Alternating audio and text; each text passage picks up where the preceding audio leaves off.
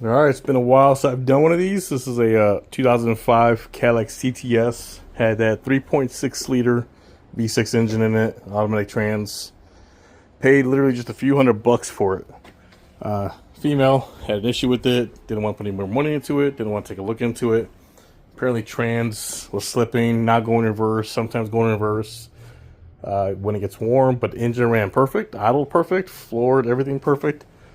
Brought it home, scrapped the converters, pulled the motor and tranny out, and of course, the plan is to put a 5.3 Turbo 400 and a big Terp ski on it and go from there. It's what, mid-October-ish now, so probably by the end of October, the motor and tranny will be in, dropped in there, and lined up.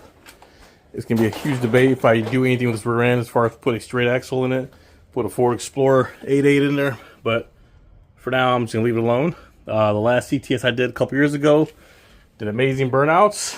I don't think it's broken axle since, but then again, hasn't launched at all either. But the best part about this car, it is pretty clean for being a Northeast Ohio car. I mean, it is clean. So, finished taking out the shifter. Engine base pretty much clean, clear. Unfortunately, yanking out the motor, I kind of nicked the windshield a little bit, but not a big deal. Get it replaced later on. Again, this is almost a free shell and a clean one. The title, which is a plus at least. But using these stock motor mounts that these come with should be pretty easy, just like pedestals. I think the CTS-Vs have these, or Corvettes have these things too. So let's get some light in here. So it shouldn't be too hard to make something mock up and make work. Again, I kind of know how to weld. I kind of know how to fab. Mounts should not be a pain in the butt. If I put a 2JZ in a Crown Vic, I should definitely be able to put another LS in one of these a lot better. Everything else still intact. All the wiring for the motor and tranny have been out. Heater cores obviously gone. AC lines are gone. Fuel lines are gone. Stock fuel tank is gone. Drive shaft is gone, and all the exhaust. So you're gonna get the 5.3. You're gonna get the Turbo 400. Get it mocked up. Start working on turbo hot side, and then go from there. But plan is to literally maybe make this streetable, but make this as light as possible. I think these come 3,500 pounds ish. Definitely a lot lighter than a Crown Vic, so it'll be fun to see how well I do this one, since I feel like my skills have advanced since the last Cadillac CTS I've done. So again, the best part, this is a solid car. Not a speck of rust anywhere on this car.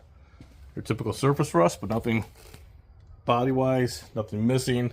Roof lines, I mean, it is solid and clean. I promise I won't flat black this for the time being, but we'll see how it goes. I just don't like the grills on these things. Don't ask me why, but I'll figure something out for that later on. And go from there. So, stay tuned. Alright, it's all pretty much gutted and stripped as best as I can get it, and kept everything that I want to keep in there for right now at least. Probably end up moving this fuse box, cutting out these structures of the fender, making as much room as possible. I don't recall if I remove this fuse box and move that wiring and tucked away somewhere else. I kind of recall cutting all this out, but again, I don't know if it was a 400 or a 480. But we're going to try not to cut out any of the tunnel at all. But front bumper covers off, all the little plastic shielding, all the extra stuff that I don't need, except for that windshield washer reservoir. But it's pretty much stripped and gutted, so gonna end up stripping that 5.3 over there, Turbo 400, bolt them together, and start the mock-up and see how it goes. Alright, about 20 minutes worth of work, and she's stripped down. Couple little dumb wires, but good enough to bolt the Turbo 400 to, and mock it up in the caddy. See how this goes. Alright, crusty mock-up parts to go in a nice clean caddy. So here we go. Let's see if this fits as it should, and should lay in there pretty well. So get a couple gloves on, some jack stands, and mock it up. Alright. A little light and a little maneuvering, but pretty much in there. Just got to make some mounts, make sure our trans tunnel clears, and go from there. But Shouldn't be too far off from making mounts. You gotta lower the trans from the tunnel. No need to cut anything. Headers will clear pretty well, and should be good to go.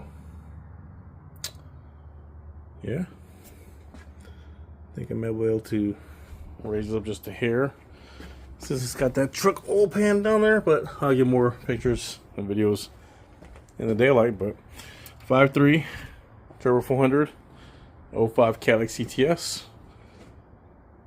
Just gotta make sure it's centered one last time. We probably will need to go over to the passenger side a little more, but for the most part, it's in there. She's done. Accomplished for the Friday night duo. Alright, pretty simple process on the driver's side. Plate on the bottom, use that little Amazon plate up top. Little pipe, a little cut, and so far so good. Gonna pull it out, trim off some of the excess that I don't really need, and just kind of clean it up a little bit. Fully welded it around, paint it, primer it, all that good stuff. Slap it back in.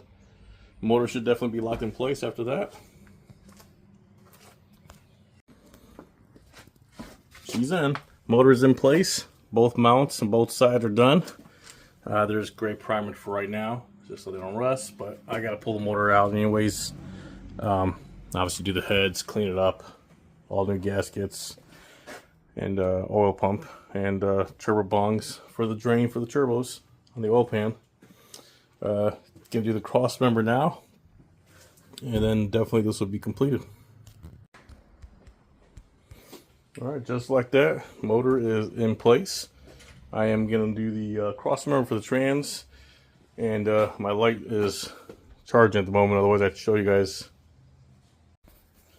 Alrighty, simple little progress on making motor mounts for this car. Gonna end up obviously trimming all around that, clean it up, and hopefully make it a little stronger, but that's a quick template. Stock motor mount down below. All this top part is just some eBay or Amazon LS motor mount, something special. No point trying to cut and make this when these things are like 20 bucks on Amazon, but obviously I've had these for a while, so I might as well reuse them. Cut off the ears, obviously made them flush. Stock motor mount. Have all those extra scrap of metal laying around. And some roll cage tubing for strength. A little trial and error. Obviously, you've seen 3 of those cut up, but a little trial and error. And so finally in place. I'm going to try to get it as less weight as possible on the front of that mount and more towards the middle or end of it at least. Because I believe I have a good inch right there. So get to maneuver a little more and get it close as possible. This way it's not teeter-tottering as much, but it shouldn't really matter. Should be just fine. But yeah, some tacks and go on to the next side.